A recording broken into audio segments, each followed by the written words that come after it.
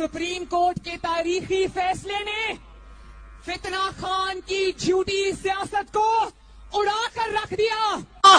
साजिश का सबूत पेश करने के लिए सुप्रीम कोर्ट से बेहतर जगह कौन सी है?